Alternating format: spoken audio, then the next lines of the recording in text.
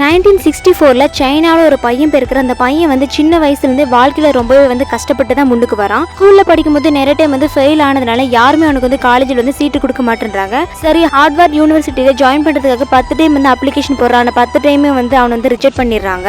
வேற வழியே இல்லாமல் ஒரு இன்ஸ்டியூட் மூலமா டிகிரியை வந்து கம்ப்ளீட் பண்ணுறாரு.